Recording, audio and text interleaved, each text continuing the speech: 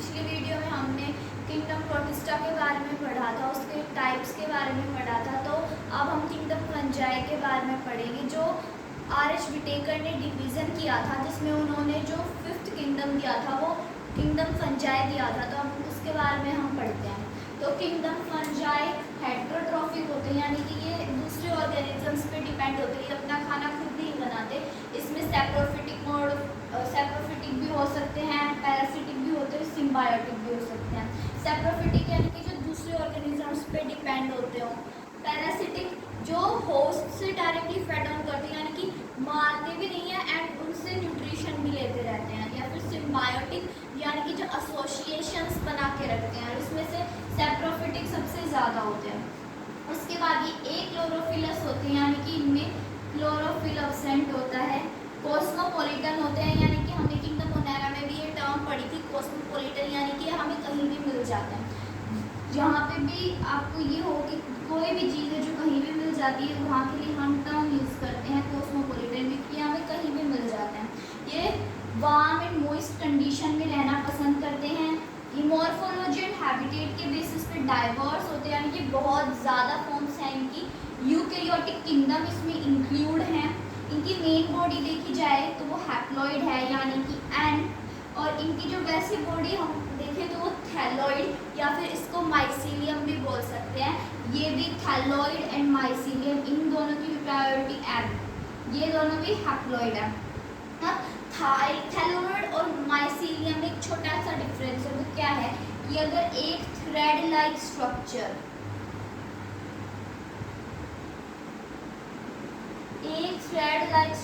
अगर प्रेजेंट हो तो उसको हम बोलेंगे थैलॉइड, यानी कि अगर एक हाइफी प्रेजेंट हो तो उसको हम बोलते हैं थैलॉइड। अगर पूरा एक नेटवर्क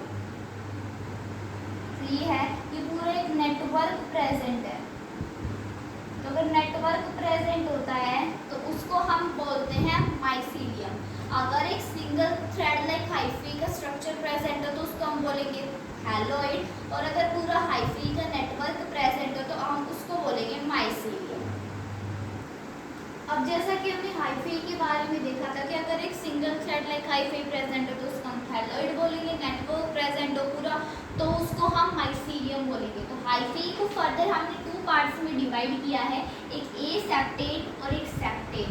आपको थोड़ा नाम से पता चल रहा होगा सेप्टेट और ए सेप्टेट, यानी कि ए सेप्टेट जिसमें सेप्टा अब्सेंट हो और सेप्टेट जिसमें सेप्टा प्रेजेंट हो। सेप्टा क्या होता है? सेप्टा एक क्रॉस वॉल होती है, क्रॉस वॉल जिसको हम दरवाजा बोलते हैं ना, वो होती है सेप्टा। जैसे कि अब आप इस डायग्राम में देख सकते हो कि ये हमारी हाइफी है, इसमें कोई सेप्टा प्रेजेंट नहीं है। ऐसा लग रहा है कि एक सिंगल ट्यूब सी है और उसमें बहुत सारी न्यूक्लियाई फिल कर दी गई हैं, और ऐसी कंडीशन हो कि कोई सेप्टा प्रेजेंट ना और एक सिंगल ट्यूब है, ऐसा लगे उसको देखने में कि उसमें बहुत सारी न्यूक्लियाई फिल कर दी हो हमने, उसको हम बोलते हैं कोइनोसिटिक कंडीशन या फिर मल्टी न्यूक्लिएटेड कंडीशन।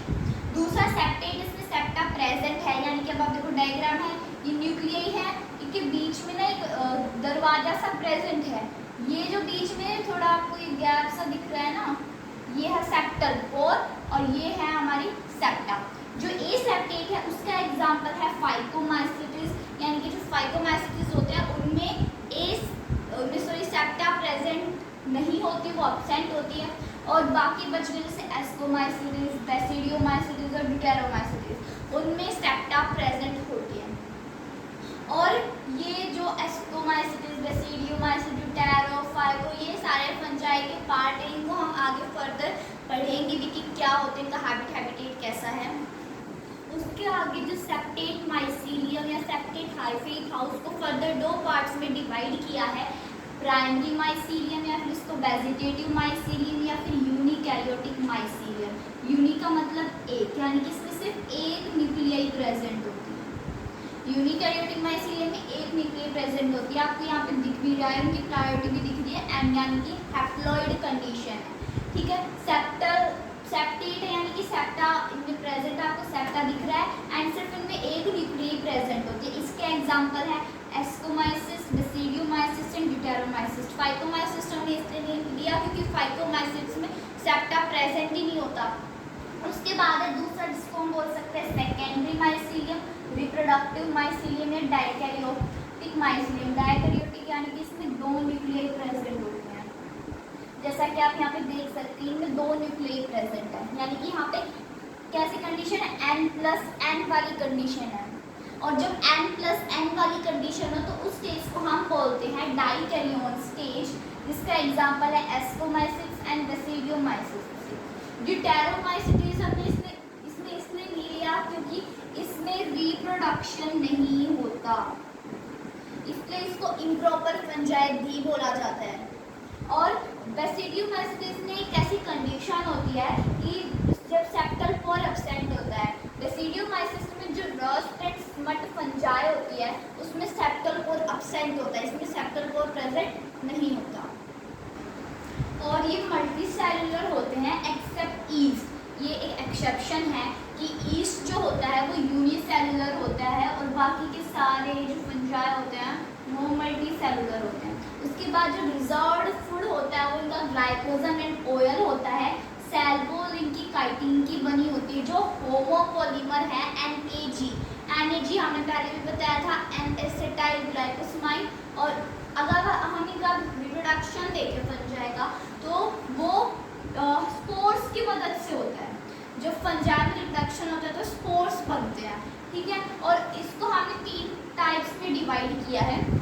उससे पहले कुछ टर्म्स हैं कि अगर स्पोर्स में फ्लैजिला प्रेजेंट है, यानी कि अगर वो स्पोर मोटाइल है तो हम उसको बोलेंगे प्लानोस्पोर।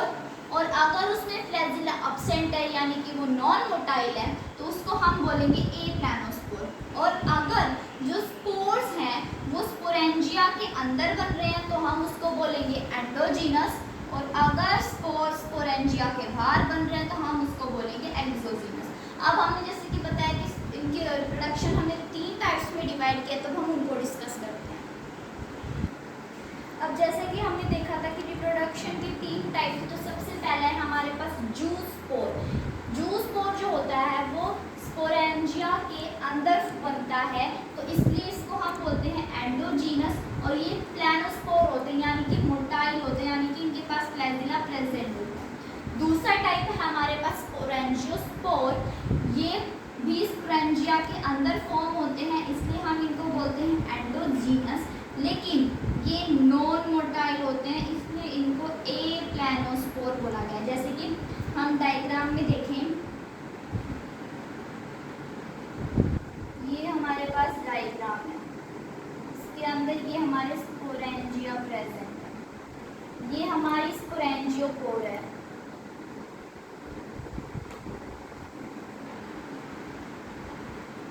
और यानी कि स्टॉक डंडी इसको हम बोलते हैं।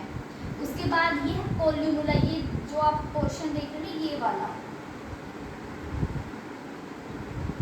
ये क्या करता है, ये बस्टिंग में हेल्प करता है। बस्टिंग यानी कि फाड़ने में हेल्प करता है। उसके बाद ऊपर देखें तो हमारा स्पोरेंजियोस्पोर प्रेजेंट है, ये वाला जो आप देख रहे हैं ये वाला हमारा स्पोरेंजियोस्पोर है।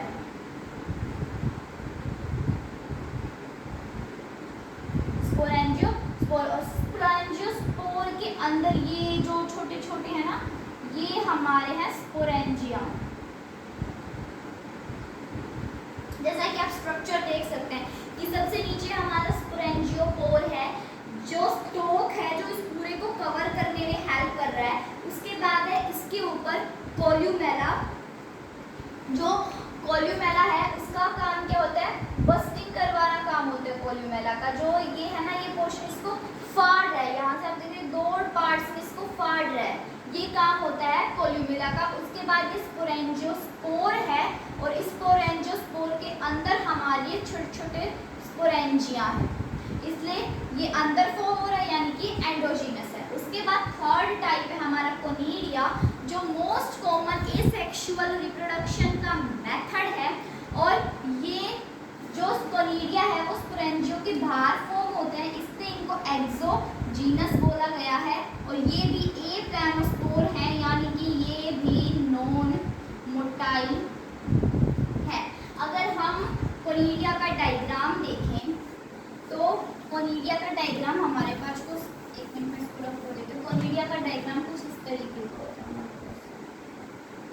हमारी कोनिडियोकोर है, जो हमने हमें बताया था कोर यानी कि स्टॉक, डंडी। उसके ऊपर हमारे कोनिडिया फॉर्म होते हैं।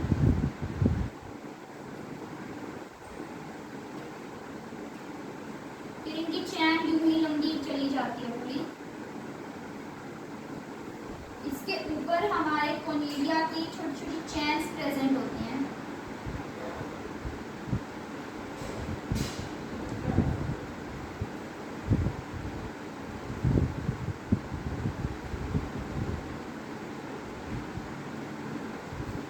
ये हमारी क्या है, ये हमारी कोनिडियोकोर है, यानी कि जो कोनिडिया है उसकी स्टॉक है, उसके ऊपर जो ये वाली है इसको हम बोलते हैं रेमी, यानी कि ये फर्स्ट ऑर्डर ब्रांच है, यानी कि ये फर्स्ट ब्रांच है, जो पहली ब्रांच डिवीजन है ये है हमारी रेमी। उसके ऊपर है मेड्यूला, इसको बोला है मेड्यूला, ये सेकंड ऑर्डर ब्रांच है।